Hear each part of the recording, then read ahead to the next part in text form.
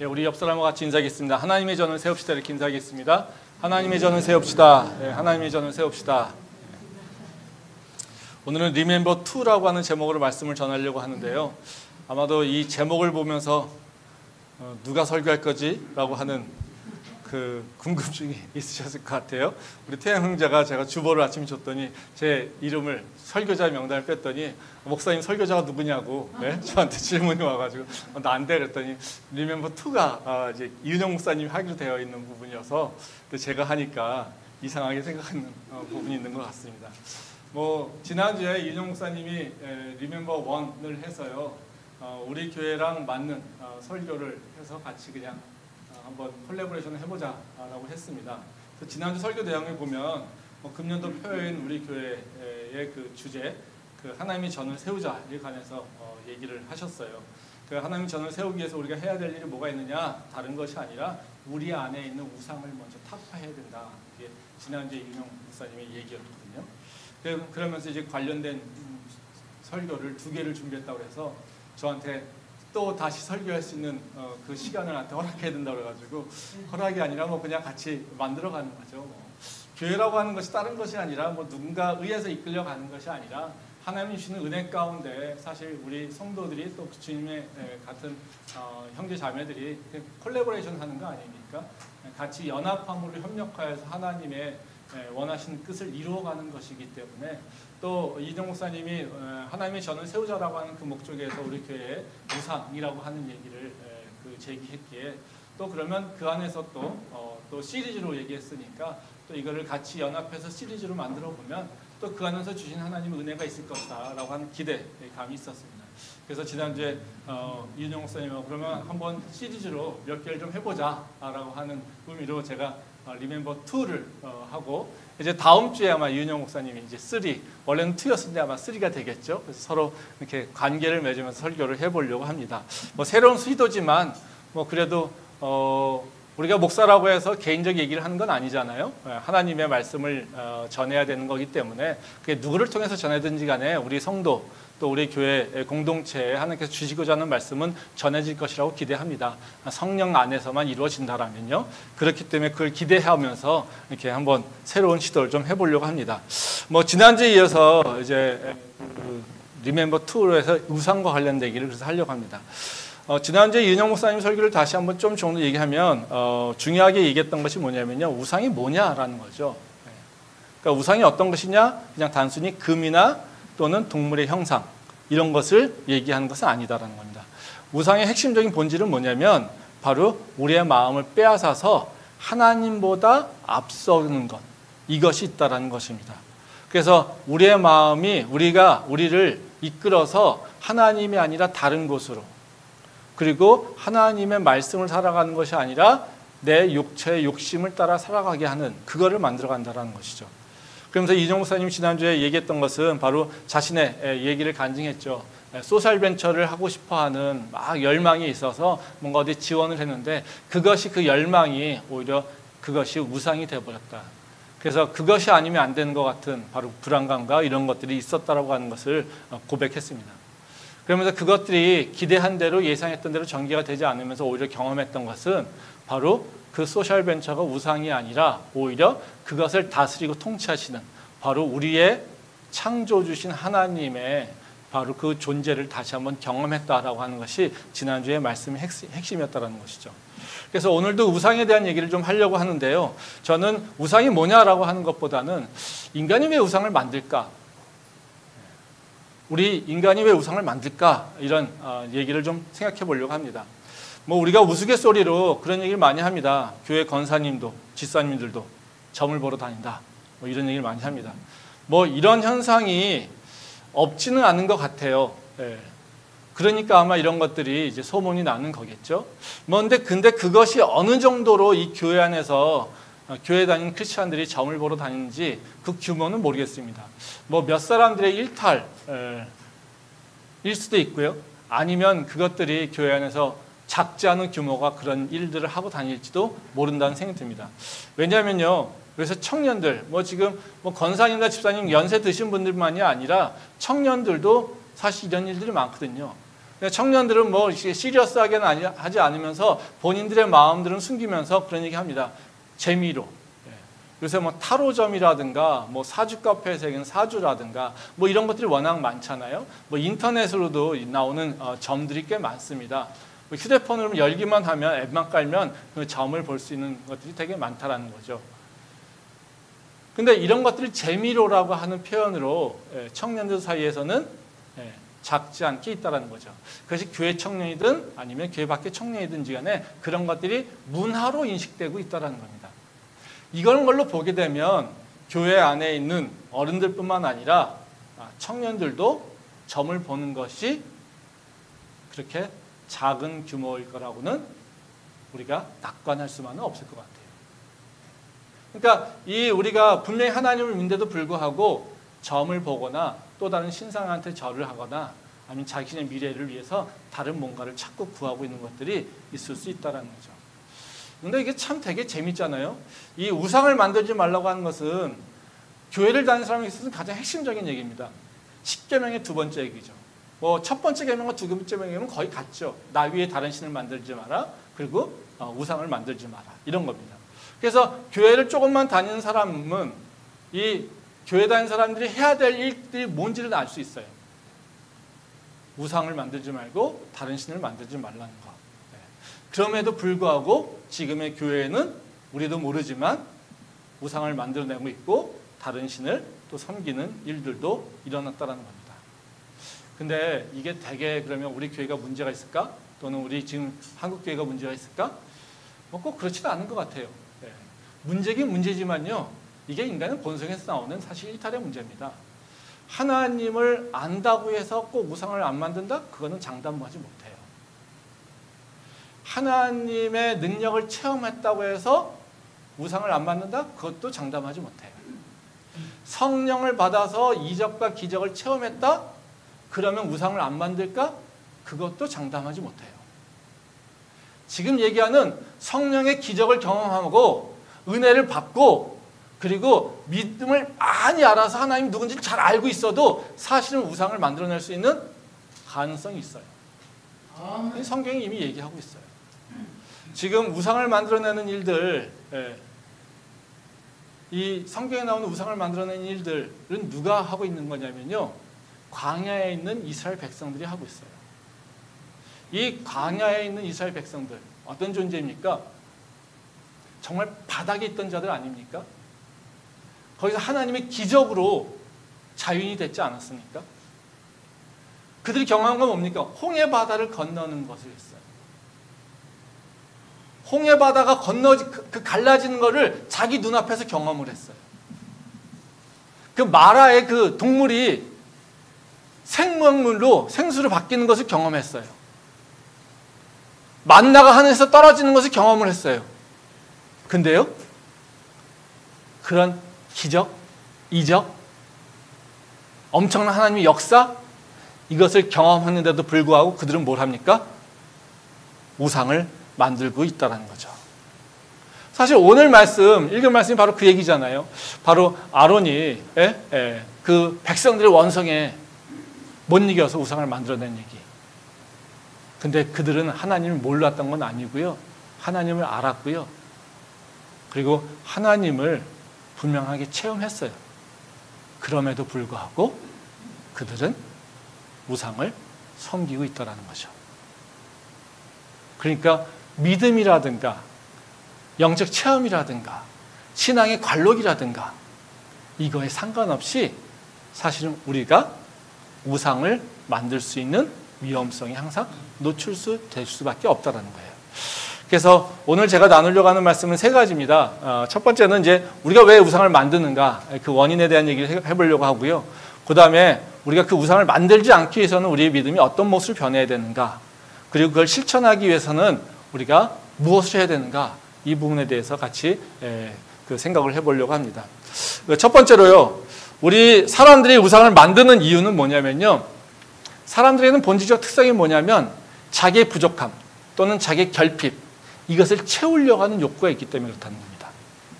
그래서 그 결핍과 그 부족함에 몰입되었을 때, 자기 마음을 빼앗겼을 때 그것을 채우려고 하다 보니까 우상이 만들어지는 결과를 초래할 수밖에 없다는 거예요. 말씀 보도록 하겠습니다. 출애굽기 32장 1절 말씀입니다. 오늘 읽은 말씀이에요. 백성이 모세가 산에서 내려옴이 더딤을 보고 모여 백성이 아론에게 이르러 말하되 일어나라 우리를 위하여 우리를 인도할 신을 만들라. 이 모세 곧 우리를 애굽 땅에서 인도하여 낸 사람은 어찌 되었는지 알지 못함이니라. 이 말씀 이스라엘 백성들이 아론에게 우상을 만들라고 요구하는 얘기잖아요. 여기서 우리가 주목해야 될 것이 있어요. 여기서 우리가 주목해야 되는 건 뭐냐면요, 우리를 위하여 우리를 인도할 신을 찾고 있다는 거예요. 그리고 또 하나가 무슨 얘기냐면요, 그 원인은 뭐냐면요, 모세가 산에서 내려오면 더딤을 보고 이거예요. 모세가 눈에 보이지 않는다라는 거예요. 그러니까 모세가 오랫동안 보이지 않으니까 가나안 땅에 자신들을 데리고 갈 인도자가 없다라는 겁니다. 그러니까 이들이 찾고 있는 건 뭐예요? 모세를 찾고 있는 게 아니에요. 뭔가 대단한 특별한 존재를 찾고 있는 건 아니에요. 뭐 할 거예요? 우리는 가나안 땅에 들어가야 돼. 근데 우리 가나안 땅에 인도할 가이드가 없어졌어. 이겁니다. 즉 우리가 낯선 곳에 왔는데 가이드가 없어. 그러니까 우리가 가이드를 찾아내야 돼. 우리 가이드를 어떻게 뭔가 만들어내야 돼. 바로 이것을 얘기하고 있다는 거예요. 그러니까 그들이 모세를 찾은 것도 아니고요. 그들은 찾은 건 뭐냐면요, 그들이 필요한 가이드, 인도자가 필요했다는 거죠. 그러니까 사람이 우상을 만들거나 신을 만드는 것은 대단히 나빠서 악독해서 만들지 않습니다. 뭐 도덕적으로 타락하고 탐욕적이고 이래서 만든다고 얘기할 수 없어요. 우상을 만드는 가장 간단한 이유는요, 내 욕구를 좀 채우고 싶어요. 내가 그것을 반드시 해야지 돼요. 그것을 이루어야 돼요. 뭔가 꼭 해내야 돼요. 이런 것들을 위해서 도움저가 필요한 거예요. 이게 우상을 만드는 이유입니다. 믿음 생활을 하는 과정에서 우리가 사실 이 하나님을 만나는 그 과정을 보게 되면요, 대부분 많은 경우가 이 결핍을 채우는 과정을 통해서 하나님을 인식하는 경우가 참 많습니다. 그래서 문제는 처음에 하나님을 만날 때 그 결핍을 해소하는 그 과정 가운데 하나님을 만나니까 그 모습 속에서 벗어나지 못하고 계속해서 하나님을 결핍을 채우는 존재로만 인식하고 있어요. 그러니까 그 하나님이 보이지 않을 때는 결국에는 또 다른 우상을 만들 수밖에 없다는 거예요. 사람들이 그런 우스갯소리를 하죠. 하나님 도우시고 부처님이 도우시고 조상님까지 도우시면 부족할 것이 없다라고. 그렇죠? 뭐 내가 너를 위해서 뭔가 축복할게, 뭔가 너를 위해서 기도할게. 하나님, 부처님, 조상님 누굴 도왔까? 세 분이 다 오면 좋겠지? 뭐 이런 우스갯소리를 하고 있습니다. 근데 이거 왜 그럴까요? 이거 왜 그럴까요? 하나님, 부처님, 조상님이 다 동일한 존재예요. 그들에게 있어서는. 그 존재, 본질이 뭔지 상관없어요. 누구면 됩니까? 나를 도와주는 자면 돼요. 하나님이든 부처님이든 조상님이든 나를 도와주면 돼. 그게 끝이야. 하나님이 누군지, 부처님이 누군지, 조상님이 누군지 별로 관심 없어요. 그게 우리가 신을 대하는 모습이에요. 그러니까 하나님도 해줄 수 있고, 부처님도 해줄 수 있고, 조상님도 해줄 수 있고. 또 어떻게 해요? 이게 다 수단이잖아요. 그러니까 하나님도 도와주고 부처님도 도와주고 조상님도 도와주면요, 어떻게 해요? 천하무적이잖아요. 그렇죠? 퍼펙트한 거예요. 네. 우리 청년들 얘기로 하면 게임할 때 어떻게 해요? 아이템이 완벽해지는 거예요. 완전히 무기가 최고의 무기를 내가 갖게 되는 거예요. 그러기에 우리는 하나님이 누군지, 부처님이 누군지, 조상님이 누군지 관심이 없다는 거죠. 즉 우리가 결핍을 채우는 것에 목표를 두고 있을 때 우리는 하나님이든 부처님이든 조상님이든 상관없이 다 뭐 어떤 존재로 바뀌냐면요, 수단으로 바뀌어요. 그 수단이 되니까 어떻게 해요? 이런 수단이 될 수 있는 것들이 많으면 많을수록 좋아요. 그러니까 하나님도 있으면 좋고요, 부처님도 있으면 좋고, 조성님도 있으면 좋고요. 또 다른 뭔가 도와줄 수 있는 뭔가 부적이라든가 뭐 이런 게 있으면 더 좋은 거예요. 일종의 말하자면 포트폴리오를 짜고 있는 거죠. 이러기에 우리는 하나님을 알고 있지만 하나님이 도구화 되어 있을 때, 수단으로 되어 있을 때 우리는 또 다른 우상을 만들게 된다는 거죠. 근데 하나님은요, 이것에 대해서 굉장히 처음부터 경계하고 계십니다. 하나님이 우리가 그런 습성이 있다라고 하는 것을 모르는 것이 아니라요, 하나님을 수단으로 여기는 것에 대해서 하나님은 처음부터 우리를 경계하고 있다는 거예요. 말씀 한번 보도록 하겠습니다. 마태복음 4장 1절과 2절 말씀입니다.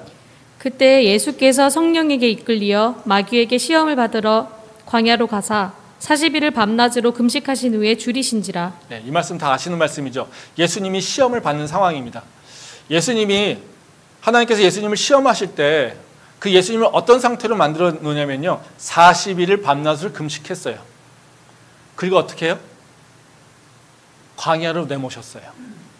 이거는 어떤 모습일까요? 예수님 입장에서는 완전히 무장이 해제된 상태예요. 아무것도 수단이 없는 거예요. 그리고 극도의 결핍을 경험하고 있는 상태예요. 그러니까 배고픔, 이것도 40일을 굶었으니까요, 어떻게 했어요? 그 육체적 욕구, 이 배고픔을 뭔가 해결하려고 하는 욕구는 엄청 강하겠죠. 그렇죠? 근데 이거를 도와줄 수 있는 존재, 뭔가 의지할 수 있는 존재가 아무도 없는 광야예요. 이 상태로 몰고 가세요. 그러니까 다시 말하면 예수님은 어떤 상태예요? 네. 있는 게 하나도 없고 모든 것이 필요한 상태. 뭔가 지푸라기라도 주면 잡을 수 있는 그런 상황. 이것으로 하나님께서 내모십니다. 그리고 사단이 와서 시험을 하죠. 야, 너 하나님 아들이라면서, 너 능력 받았다면서, 하나님 능력 줬다면서, 야, 하나님 주신 능력 가지고 써. 돌을 떡으로 만들어. 뭐 하라는 거예요? 하나님이 주신 능력을 사용하라는 거예요. 즉 하나님을 도구로 쓰라는 거죠. 예수님은 그것을 극복하셨죠. 거부하십니다. 하나님을 통해서 자기의 유익을 채우려고 하는 일들을 사단은 얘기하고 있지만 예수님은 그걸 다 거부하고 계시다는 거예요. 바보 같죠? 어찌 보면. 하나님이 주신 능력인데 왜 그걸 안 써? 하나님이 주신 바로 그 약속인데 왜 그걸 안 믿어? 이렇게 생각할 수 있어요. 근데 예수님은요, 자기의 유익을 채우기 위해, 자기의 부족함을 채우기 위해 하나님께서 주신 능력을 사용하고 있지 않다는 거예요. 다시 말하면요, 예수님이 보여준 모습은 바로 결핍을 채우기 위해서 하나님을 사용하고 있지 않다는 거예요. 이게 바로 시험의 대상이라는 겁니다. 우리가 하나님의 사람으로 거듭나기 위해서 극복해야 될 것들이 바로 이 시험입니다. 우리가 원하는 것, 이것을 얻기 위해서 우리는 하나님을 사용해서는 안 돼요. 우리는 하나님을 수단으로 여겨서는 안 돼요. 이것이 우리가 믿음 생활하면서 가져야 되는 거예요. 그렇지 않고 하나님이 수단으로 인식되는 순간 우리는 뭐예요? 우상에 빠질 수 있는 위험에 우리 스스로 노출해 버리는 거예요. 이게 우리가 참 경계해야 될 일이라는 거죠. 근데 이런 얘기하면 참 힘들죠? 하나님 도움을 받는데 뭐가 이렇게 문제야? 네. 그럼 우리 어떻게 믿으라고? 네? 하나님한테 도움을 구하지도 않으면서 어떻게 믿으라고? 뭐 이런 생각이 들지 않겠습니까? 네. 그러면 우리가 대안적으로 하나님을 통해서 뭔가 이루려고 하는 것이 아니라 그러면 우리가 가져야 될 그 믿음은 뭘까요? 다른 것이 아닙니다. 결핍을 채우기 위한 도구로서의 하나님을 찾는 것이 아니라요, 하나님 자체가 또는 하나님과 함께하는 것 자체가 우리 신앙의 목적이 돼야 돼요. 즉 목적이 바뀌게 되는 겁니다. 결핍을 채우는 것에서 이제는 하나님과 함께하는 것으로 목적이 바뀌게 된다는 거예요. 말씀 한번 보도록 하겠습니다. 마태복음 6장 6절부터 8절 말씀입니다. 내가 무엇을 가지고 여호와 앞에 나아가며 높으신 하나님께 경배할까? 내가 번제물로 1년 된 송아지를 가지고 그 앞에 나아갈까? 여호와께서 천천의 순양이나 만만의 강물 같은 기름을 기뻐하실까? 내 허물을 위하여 내 맏아들을 내 영혼의 죄로 말미암아 내 몸에 열매를 드릴까? 사람아, 주께서 선한 것이 무엇임을 내게 보이셨나니 여호와께서 내게 구하시는 것은 오직 정의를 행하며 인자를 사랑하며 겸손하게 내 하나님과 함께 행하는 것이 아니냐. 여기 보면 이 말씀은 이제 미가서 말씀인데요. 하나님이 우리에게 무엇을 진정 원하시는 게 뭘까라고 한 거예요. 네. 그래서 뭐 선지서에서 다 동일한 얘기가 나옵니다. 이사야서도 이 얘기가 나오고요. 네, 다 이 얘기가 나옵니다. 근데 여기서 결론은 뭐냐면요. 마지막에 있어요. 네. 8절 마지막에 뭐냐면요. 내 하나님과 함께 행하는 것이 아니냐 이거예요. 즉 하나님이 너한테 원하는 거, 우리 백성들한테 원하는 것은 다른 것이 아니야. 하나님과 함께 행동하는 것이야 이거예요. 우리가 알기에는 뭡니까? 예배를 원해요. 뭔가 선한 일을 위해요. 봉사를 원해요. 이런 걸 생각했어요. 근데 여기 뭐라고 합니까? 앞에 6절 말씀에서 보면 번제물 원하는 줄 아냐? 아이 그런 거 아니야. 많은 번제물 그런 거 원하지 않으셨어. 하나님이 너희한테 원하는 건 뭐냐면 하나님과 함께 행동하는 것이야. 이것이 하나님이 너희한테 원하는 것이야. 이걸 얘기합니다. 아멘. 즉 하나님이 너희한테 원하는 건 뭐예요? 나와 함께 있어 이라는 거예요. 하나님 또 우리한테도 약속하는 게 뭐냐면요. 내가 너와 함께 할 거야. 이것을 약속하고 계세요. 여호수아 말씀 한번 보도록 하겠습니다. 여호수아 1.5절 말씀입니다. 내 평생에 너를 능히 대적할 자가 없으리니 내가 모세와 함께 있었던 것 같이 너와 함께 있을 것임이니라. 내가 너를 떠나지 아니하며 버리지 아니하리니. 이 말씀은 여호수아에게 처음 약속하는 말씀이죠. 여호수아를 리더로 세워놓고요. 불안해가지고 막 떨고 있는 여호수아에게 하나님께서 나타나셔가지고요. 말씀하시는 거예요. 근데 여기서 뭐라고 하시냐면요. 여호수아에게 약속하는 건 뭐냐면요. 내가 너와 함께 있을 것입니다. 내가 너를 절대 떠나지 않을 것이다. 한번 생각해 보세요. 여호수아 입장에서는 뭘 원해요? 강력한 리더십을 원해요. 강력한 뭔가 동역자가 필요해요. 뭐 이런 것들을 원하지 않았겠어요? 지금 부족한 게 뭐예요? 모세가 즉 강력한 이 리더가 있었어요. 그 리더의 뒤를 이어서 내가 지금 리더로 섰어요. 여호수아 입장에서 엄청나게 두렵겠죠. 아마 모세가 갖고 있었던 그 지혜와 그 모세가 갖고 있었던 뭔가 능력, 뭐 이런 것들, 모세가 가지고 함께 일했던 그 동역자들, 아마 이런 자들이 내 편을 들기 원해요. 뭐 이런 거를 원했을지도 몰라요. 그런 거 아니겠습니까? 그래서 대통령 선거하는데 그 대통령 선거 나갈 때 다 뭐합니까? 세를 규합하지 않습니까? 이 사람이 내 편이야. 이 사람이 나를 지지해. 이런 것들이 필요한 거 아닙니까? 그래야지 다른 사람이 또 나를 지지하는 거 아니에요? 어찌보면 여호수아에게는요 바로 그런 것들이 원했을지도 몰라요. 근데 하나님께서 하시는 말씀이 뭐예요? 내가 너와 함께 할 거야. 하나님 동역자 주세요. 요구할지도 모르는 그 자에게 내가 함께 할 거야. 나한테 지혜와 명철을 좀 주세요. 내가 너와 함께 할 거야. 이게 하나님께서 약속한다는 거죠. 즉 하나님께서 우리에게 원하시는 것은 다른 것이 아니라 우리가 하나님과 함께 행하기를 원하고요. 하나님께서 우리에게 약속하시는 것도 뭐냐면 내가 너와 함께 할 거라는 거예요. 그러니까 하나님이 지금 계속해서 초점 맞추고 있는 건 뭡니까? 함께라는 거예요. 내가 너와 함께. 네가 나와 함께. 우리 신앙의 본질은요 다른 것이 아닙니다. 하나님과 함께하는 것이 우리 신앙의 전부예요. 하나님이 나와 함께 있다는 것을 알고 있고 나도 그 하나님과 함께하기 위해 행동하고 그 하나님과 함께하기 위해서 무엇을 할까 고민하는 것, 이것이 우리가 해야 될 일이에요.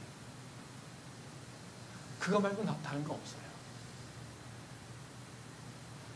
내 삶의 목적이, 내 신앙의 목적이 지금 하나님과 함께하고 있는 것이 목적이 아니라 다른 것에 찾고 있다면 우리는 우리 신앙에 문제가 있다라고 하는 생각을 해야 돼요. 사실 이 목적이라고 하는 것을 어디다 설정하느냐는 되게 중요합니다. 그러니까 우리가 어떤 목적이 서로 다르게 있을 때 그것을 위해서 똑같은 방법으로 똑같은 시각을 바라볼 때 그 동일한 일들을 서로 다르게 해석하고 그리고 다른 결정을 하는 사람이 많아요. 우리가 뭐 지도자들 평가할 때 그런 얘기 많이 하지 않습니까? 정치인들, 이 백성들의 백성들은 지금 힘들어서 난리를 치는데, 예? 이 정치나 정책가들은 백성들의 마음을 모르는지, 예? 다른 일들을 계속해요. 그러면 사람들이 뭐예요? 정치하는 사람들이나 뭐 정책하는 사람들이 바보 같다고, 세상 사람들이 원하는 걸 모른다고, 민의를 듣지 않는다고 이렇게 얘기하잖아요. 그렇죠? 한번 생각해 보세요. 그 사람들이 정말 바볼까요? 그 사람들이 백성들이 하는 얘기를 잘 모를까요? 아니요. 다 알죠. 근데 왜 다르게 행동할까요? 목적이 다른 거예요. 그렇다고 백성의 목적이 다 맞다고 얘기하는 게 아닙니다.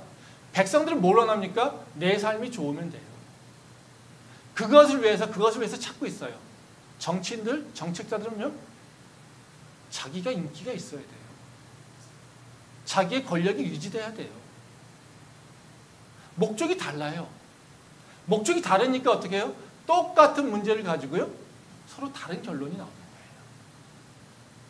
우리도 마찬가지입니다. 나도 하나님을 향해서 간다고 생각해요. 하나님도 나와 항상 함께 한다고 해요. 근데 우리는요, 때로 하나님하고 나하고 너무나 큰 충돌에 부딪혀요. 우리는 맨날 하나님 왜 나한테 그러세요? 나한테 하면 왜 이렇게 하세요? 나한테 이렇게 힘들게 하세요? 계속 이런 얘기해요. 내가 하나님한테 정말 열심으로 다가갔는데 왜 하나님은 나한테 뭔가 축복하지 않아요? 이렇게 얘기할 때가 많아요. 우리는 맨날 하나님이 어디 있어요?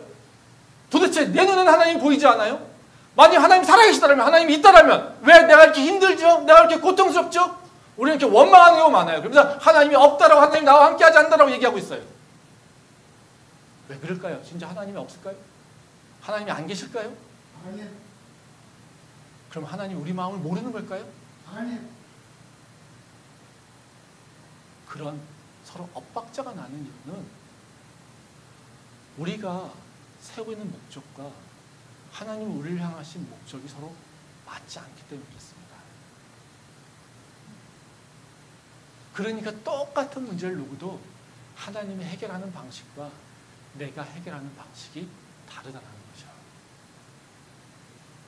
하나님을 우리가 믿는다라고 하는 건 뭐냐면요, 내 목적을 하나님과 함께 한다라는 거예요. 그래서 구체적으로 얘기하면요, 내 목적을 내려놓고 하나님 목적으로 나를 갖다가 순응하는 거예요. 이게 순종이고요, 이게 받아들임이에요. 이걸 또 다른 얘기를 하면 굴복하는 거예요. 하나님께 항복하는 거예요. 이 일이 일어날 때 하나님과 형통한 관계로 바뀌어간다. 그게 아니라 나는 내 목적이 있고 하나님과 전혀 함께하는 것이 아니라 나는 나들의 목적이 있고 하나님은 나를 향하신 목적이 있어서 이게 서로 다른 길을 가고 있다면 우리는 절대로 하나님과 연합할 수 없다는 거예요. 그래서 우리는요, 신앙생활이 어떻게 돼야 되냐면 항상 고민해야 돼요. 하나님, 내가 하나님과 함께하는 게 뭘까요? 하나님, 내가 하나님과 동행하기 위해서 내가 지금 무엇을 해야 될까요? 이 부분에 대해서 우리가 고민을 해야 되는 거예요. 그게 우리 신앙의 핵심 질문이 돼야 된다는 겁니다. 이런 얘기하면 또 우리는 마음에 좀 상처가 있어요. 뭐 상처라기보다 이제 마음 얘기하지 못하지만 이렇게 마음 한켠에 답답한 것이 있어요. 뭐가 있을까요? 아니, 난 지금 힘들어 죽겠는데, 난 당장 내일이 걱정이고, 난 당장 지금 여러 가지로 어려움이 있는데, 교회 나왔더니 목사님 설교하는 게, 그런 거 다 집어치고 그냥 하나님하고 함께 해. 하나님하고 함께 하는 것만 생각하면 돼. 이러고 있어요. 그럼 어떡해요? 말은 못해요. 하나님 함께 한다는 거, 하나님과 함께 동행한다는 것, 좋은 말이잖아요. 그렇죠? 거기에 뭐 우리가 토를 달 게 없어요. 그러니까 말은 못하지만 속으로는요, 우리는 그런 이 응어리가 생겨요. 나 힘들어 죽겠는데 내 문제는 해결하지 않고 맨날 하나님과 함께하래, 하나님과 동행하래, 하나님께 순종하래, 하나님께 굴복하래. 그러면 내가 하나님을 진짜 모르면요, 이런 설교 들으면 어떤 마음이 드냐면요. 속으로 표현하지 못하지만 짜증나요. 그리고 이것이 답답해져요. 그리고 그 문제를 해결할 수도 없는 바로 계속해서 어둠으로 동굴 속으로 들어가게 돼 있어요. 그럼 우리 하나님과 함께하는 것, 이것이 우리한테 무슨 의미가 있을까요? 우리 그러면 어떻게 해야 될까요? 이런 상황에서. 다른 것이 아닙니다. 우리가 결핍이 있는 상태에서 우리가 하나님과 함께하는 할 때 그 문제가 해결되는 것을 우리가 믿음으로 알고 하나님께 기도하며 나와야 되는 거예요. 그 해결점은 사실 기도예요. 나의 결핍과 하나님과의 관계 속에서 일어나는 그 과정 속에서 하나님이 나의 주인됨을 고백하며 나가는 것이 기도요. 또 그걸 통해서 하나님한테 고백하고 굴복하는 것이 바로 우리가 해야 될 신앙의 모습이라는 거죠. 말씀 한번 보도록 하겠습니다. 요한복음 15장 7절 말씀입니다. 너희가 내 안에 거하고 내 말이 너희 안에 거하면 무엇이든지 원하는 대로 구하라. 그리하면 이루리라. 이 말씀은 예수님이 우리에게 어떤 믿음 생활을 해야 될 것인지에 대해서 말씀하시는 거로 이해하면 됩니다. 예수님이 여기서 뭐라고 하시냐면요. 무엇이든지 구하면 다 이루어진다고 얘기합니다. 그렇죠? 네. 사실 우리가 결핍이 있어요. 그러면 뭐 하면 됩니까? 지금 이 말씀 들으면 그냥 구하면 돼요. 내가 어려움이 있어요? 내가 부족함이 있어요? 내가 고통 가운데 있어요? 내가 환난 가운데 있어요? 그럼 뭐 하면 돼요? 기도하면 돼요. 네. 그래서 지금 예수님께서 약속하시잖아요. 네가 구하는 대로 이루어질 거야. 그러니까 나한테 구해. 이거예요. 그렇죠? 네. 그러니까 우리의 결핍을 해결하는 방법은 뭡니까? 구하는 거예요. 기도하는 거예요. 기도하는 거. 근데 여기에 단서가 있어요. 거기 앞에 뭐라고 합니까? 너희가 내 안에 거하고 내 말이 너희 안에 거하면. 이겁니다. 예수님 말씀은 핵심이 그거예요. 우리가 관심 있는 건 뒤에서 구하라 그러면 모든 것이 이루어질 거야. 이것에 관심 있지만 예수님이 관심 있는 건 뭐예요? 앞에 부분이에요. 너희가 내 안에 거하고 내가 너희 안에 거하면. 이겁니다. 이건 무슨 얘기입니까? 내가 너희 안에 거하고 너희가 내 안에 거한다는 건 지금 뭐예요? 함께하고 있다는 거예요. 그러니까 너랑 나랑 함께하고 있다라면 너희가 구하는 대로 모든 것이 이루어져 이거예요. 근데 우리는 뭐만 관심 있습니까? 구하라 그러면 다 이루어질 거야. 이걸 얘기해요. 근데 예수님은 뭘 더 강조할까요? 내가 너희 안에 너희가 내 안에 이거예요. 네. 이 말씀 뭐 할 때 얘기합니까? 포도나무 얘기를 할 때 이런 얘기를 하세요. 네. 가지가 포도나무에 붙어 있으면 열매 맺는 거 아니냐? 그것이 가지된 자의 도리야. 다시 말하면 뭐예요? 우리가 하나님한테 붙어 있어야 돼요. 그러면 구하면 되는 거예요. 근데 우리는 하나님 안에 거하려고 하지 않고 있는 상태에서 구하기만 해요. 이룰 것만 생각해요. 그러니까 뭐예요? 구해도 우린 답답하게 그게 잘 이루어지지 않는다는 거예요. 이게 문제라는 것이죠. 그래서 우리한테 중요한 것은 다른 것이 아니라요. 바로 하나님 안에 거하려고 하나님께 함께 하려고 하는 그 고민이 있어야 된다는 거죠. 근데 이것이 어떤 것일까? 그러면 이걸 좀 더 구체적으로 어떤 것일까라고 하는 고민을 좀 해봤는데요. 이 성경에 보니까 다윗이 이 고민을 하면서 살았던 사람 같아요. 그래서 그 케이스만 잠깐 얘기하고 마치도록 하겠습니다. 사무엘상 24장 4절부터 7절 말씀. 다윗의 사람들이 이르되 보소서 여호와께서 당신에게 이르시기를 내가 원수를 내 손에 넘기리니 네 생각에 좋은 대로 그에게 행하라 하시더니 이것이 그날이니이다 하니 다윗이 일어나서 사울의 겉옷자락을 가만히 베니라. 그리한 후에 사울의 옷자락 뱀으로 말미암아 다윗의 마음이 찔려 자기 사람들에게 이르되 내가 손을 들어 여호와의 기름 부음을 받은 내 주를 치는 것은 여호와께서 금하시는 것이니 그는 여호와의 기름 부음을 받은 자가 됨이니라 하고 다윗이 이 말로 자기 사람들을 금하여 사울을 해하지 못하게 하니라. 사울이 일어나 굴에서 나가 자기 길을 가니라. 이 말씀은 다윗이 어떤 믿음의 삶을 살았는지를 잘 보여주고 있는 말씀이에요. 사실 저는 이 사건을 되게 좋아하고 제 마음속으로 이렇게 많이 품고 사는 말씀인데요. 이제 사울이 다윗을 시기해서 죽이려고 쫓고 있지 않습니까? 그래서 다윗하고 사울하고 지금 싸우고 있어요. 근데 이 사울이 이제 다윗을 쫓다가 이 위험에 처하게 됩니다. 그러니까 사울이 다윗의 숨어있는 동굴로 들어가서 용변을 보는 상황이에요.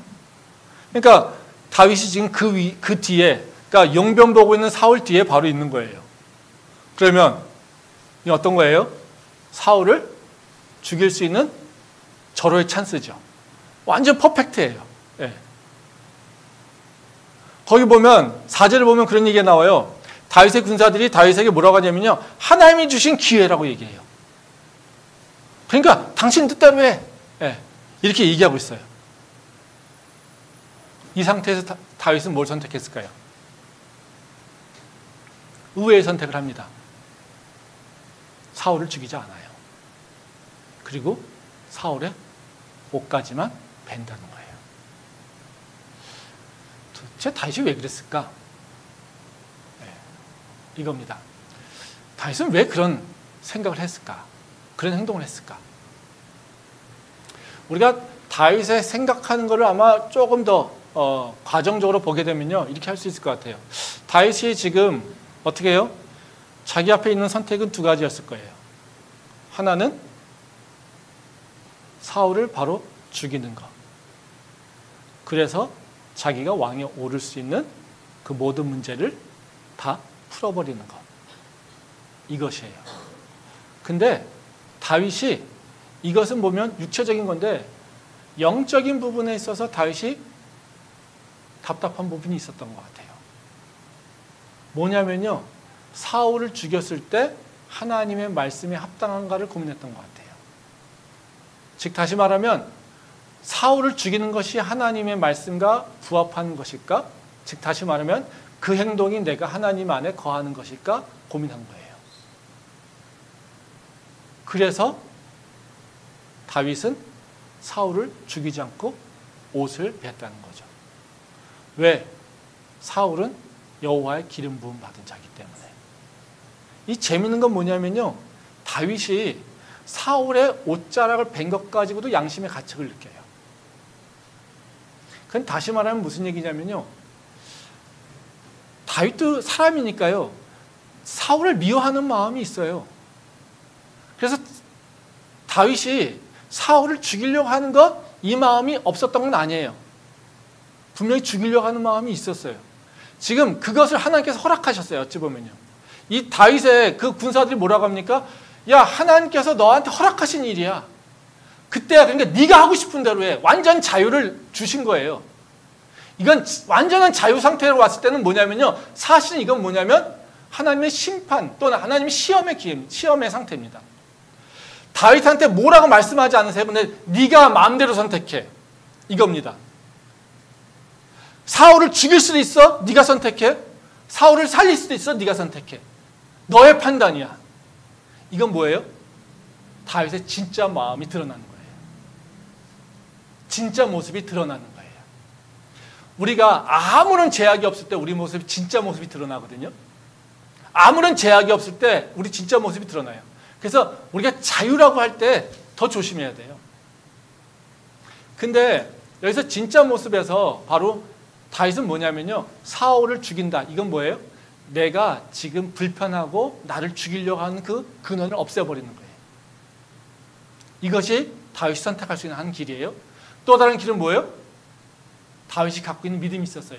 여호와의 기름 부은 자는 절대로 건드리면 안 된다는 거예요. 그래서 심지어 그 옷자락을 건드려도 다윗은 자책감을 느끼고 있었던 거예요. 자, 하나님의 말씀이죠. 이 두 개에 대해서 고민했었던 거예요. 한번 생각해 보세요. 결핍을 해소하는, 자기의 문제를 해결하는 것을 선택하는, 그것이 다윗의 신앙의 목적이었더라면요, 뭘 선택했을까요? 사울을 죽였어야 돼요. 그러면 자신이 갖고 있는 모든 문제는 다 사라져버려요. 근데 다윗은요, 또 다른 문제가 있어요. 하나님과 함께하는 것이 뭘까에 대해서 고민했던 거예요. 그래서 여호와의 기름 부은 자를 해야 하면 안 되는데 라고 하는 말씀이 그 마음속에 있었던 거예요. 성령께서 말씀하신 거죠. 다윗은 근데 뭘 선택했습니까? 자기의 문제를 해결하는 것이 아니라 하나님과 함께하는 것을 선택하게 된다는 겁니다. 이게 다윗이 우리한테 보여줬던 거예요. 우리가 신앙생활을 하면서 부족함이나 결핍은 경험하게 됩니다. 그리고 우리는 육체를 입고 있기 때문에 바로 우리는 그 결핍을 해소하는 방향으로 우리 삶과 행동이 옮겨가게 돼 있어요. 우리가 돈이 부족하면요, 돈을 많이 벌기 위해서, 또는 우리가 뭔가 외로움이 있다라면 그 외로움을 해소하기 위해서 다른 사람을 통해서 뭔가 외로움을 해결하려고 하는, 내가 인정이 부족하다고 그것에서 갈급함이 있으면요, 남한테 인정받기 위해서 뭔가 인정받는 행동을 막 그쪽으로 갑니다.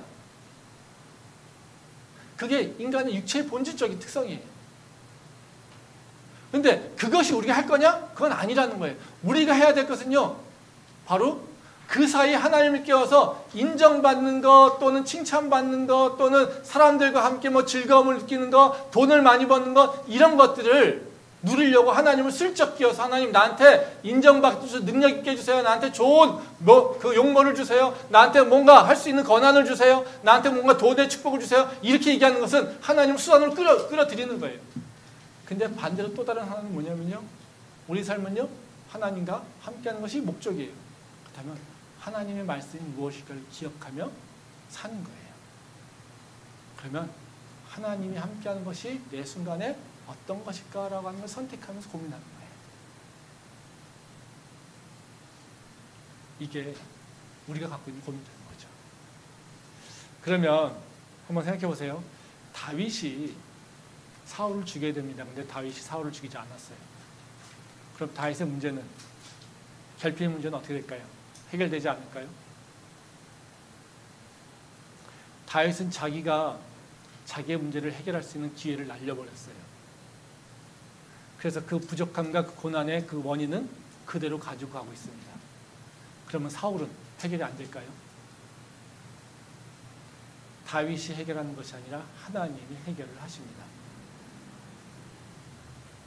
이게 하나님의 사람들이 경험하는 믿음의 역사예요.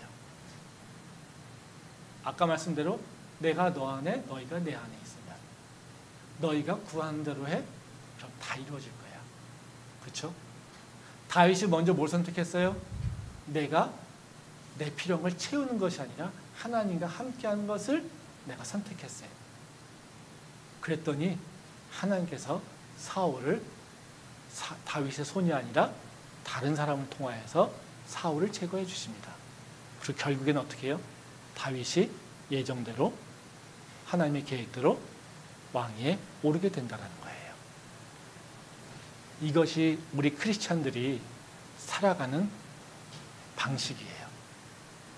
그래서 내가 내 결핍을 채우기 위해서 하나님의 도구로 삼는 것이 아니라 내가 하나님을 향해 목적을 두고 하나님을 함께하는 것에 내 삶의 모든 것을 내어 던질 때 나의 필요한 모든 것들이 채워지는 것이 바로 하나님께서 약속하시는 거라는 거죠. 우리 삶이 지금 힘듭니까? 고난입니까? 그렇다고 우상을 만들 수 있겠습니까?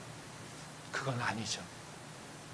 오히려 그 우상을 넘어서, 그 부족함을 넘어서 하나님과 함께하는 것을 선택할 때 우리 삶에 새로운 지평이 열리는 것을 기대하고 기도하시기 바랍니다. 그것이 바로 우리가 선택해야 될 긴 것을 다시 한번 고백하며 결단할 수 있기를 소망합니다. 기도하겠습니다.